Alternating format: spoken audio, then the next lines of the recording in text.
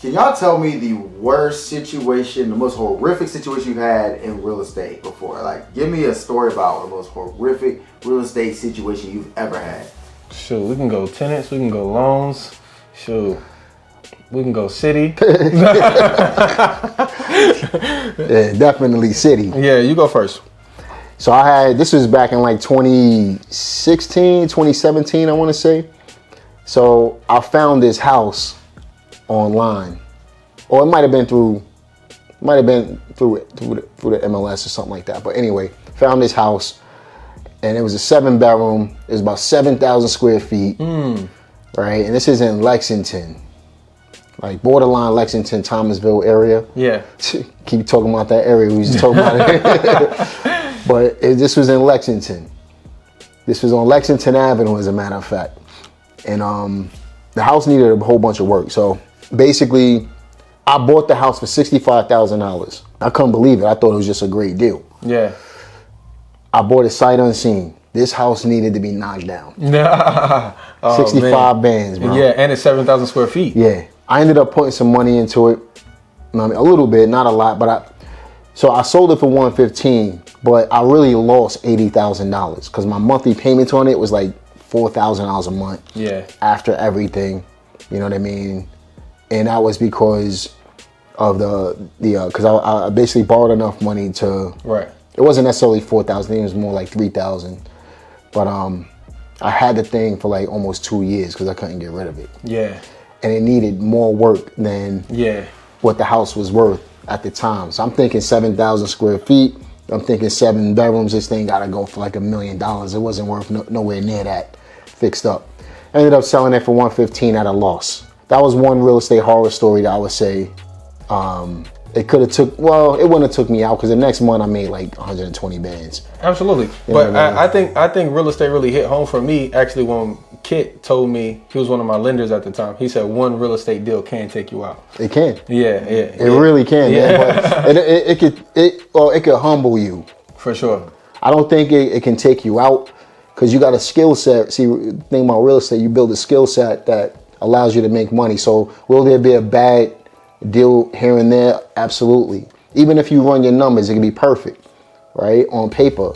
But you going through the mix. If you're going through the mix of everything, at the end of the day, one deal can hurt you bad, but it can only take you out if you let it, because you can pick yourself back up and start right back over. You know what I mean? My first real horror story was that lady. I'm gonna say her name so y'all know. Put her on your do not call list. It's Tammy McCauley suing me for cold calling.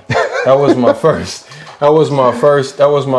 So at this point, we're all in. This dude said the name and everything. Yeah, we're all in on cold calling. Mm-hmm. We dial her. I got 4 VAs. I'm not pulling 5,000 records. I'm pulling 40,000 records. Mm-hmm. I'm all in on cold calling at this point. 15,000 calls to get a deal. I'm spending big money. What I thought was big money. $20,000 a month on marketing at this point. And forget a bankruptcy list or divorce list. I'm pulling a whole zip code. Yeah. If you got a property in it, and this lady happened to be in that zip code. Okay. And she hits me. We called her 4 times. Allegedly. We called her 4 times. And she hits me with a lawsuit. I've never been served by a sheriff before. Mm-hmm. My mom was served first. They served my mom in Knightdale, North Carolina. I'm in Greensboro.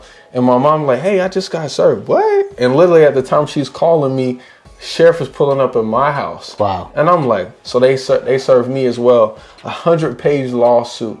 And it said $150,000 she was suing me for. And the stuff I'm reading out is RVM, cold calling, automatic voicemails. She's a professional She's a professional suer. Yeah. She's a professional suer. And I had never been approached like this. I had only heard about it, at conferences and stuff that people would sue you like this. And so I instantly jumped in my car nervous, went and hired an attorney. But this went on for 3 years. Mm-hmm. And of course, he didn't know enough about it, that I could keep marketing via cold calling. The first thing he told me to do was stop cold calling, which is our, best revenue generating, marketing activity. But that went on for 3 years and we ended up winning. So you didn't know she was on the do not call list, basically? Nah, I wasn't scrubbing against the do not call. I wasn't scrubbing against it at the time. Learned. Because I honestly, at the time, I had people that said they was on the do not call list, but then they would end up selling to us. So I'm young and dumb. So I'm like, no, I'm not gonna take people off, until they say do not call, but that was probably the most horrific thing. We end up winning, we end up getting the case dismissed, but it cost me, 16 grand in attorney fees, and also 3 years of, we didn't stop it, to be quite honest, but we slowed down our cold calling efforts a lot, it never got the same results ever since then, honestly.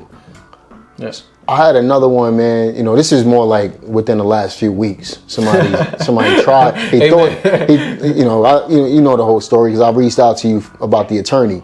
This dude thought he was gonna sue me, but he really ain't had no grounds to sue me. Yeah. You know what I'm saying? I've never been sued, and I've been in the business for 25 years. Yeah. 23 years. This is the guy you sold the house to. Yeah, sold him a house, and 6 months down the line, he's talking about he had some issues with it. And I'm like, those issues didn't exist when we sold you the house. Which is crazy because it's like 6 months, I sold you a house, it's your house now, So he tried to, contact everybody and he can. His agent basically said, don't ever call me again, cease and desist. The pest inspection company that he hired said, don't ever contact me again, cease and desist. So he came to me and thought he was going to get something. I said, you got the wrong guy, bro. You know what I mean? You don't know who you're playing with now. But yeah, I wouldn't even consider that to be a hard story. He's just a headache. You know what I mean? But it is for some people that ain't really dealt with anything ever. You know what I'm saying? Yeah, for sure. Yeah. I guess I take stuff real light, man. I just don't, what I learned in business over the years is you really can't take stuff personally. You know what I mean? So for example, last night, I blocked off my entire calendar at the Airbnb because this dude said he wanted to come in and he wanted to rent the place for a month. Yeah. Right. So we agreed.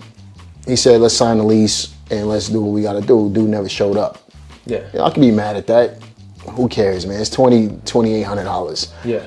You know what I mean? I'm not really too concerned about that, but I just don't take stuff personally, man. You just learn to really, if you don't have thick skin in business, you shouldn't be in business because your whole nervous system is you're gonna get thick skin. You're gonna get thick skin. So the real key to this whole thing is just really not to let nothing bother you at the end of the day. Just keep it moving.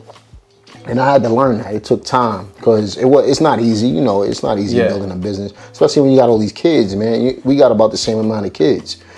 It's just not easy to build and to keep things up. Yeah. And to keep flourishing when you got other responsibilities on top of that. And my skin is getting thicker and thicker every year, honestly. Yeah. Every year I feel like there's something new that comes up that I ain't never had to handle before. How Biggie said it, man. More money, more problems. Absolutely. But really, man, that's a great point because what I've learned is you really. So you said every year as you come up and you will consider yourself to be fairly successful like me, right? But at the end of the day, the bigger the problems, the bigger the money. Right. You know what I mean? So if we're not solving bigger problems, absolutely, then our money is never going to match that level of success. Absolutely, and that's exactly what my attorney said. He's like, at this point, Swan, your net worth is larger than it's ever been before. So you're gonna have larger problems that you ain't never had to deal with, and that's just how you keep your value. Solve bigger problems, make more money, man. So what do you want? That's the trade-off. Yep. You know what I mean? Do you want to solve these problems? These horror stories are gonna happen. You can't have, how many properties you have? I got 68. I just sold 3. You can't have 68 properties and not have problems, bro. Yeah. It's almost impossible. You know what I mean? So the thing is, this is how you separate yourself from everybody else. Do you want to have those problems, but the money match it, or do you want to go work for somebody else and solve their problems and let them have what you have? Absolutely.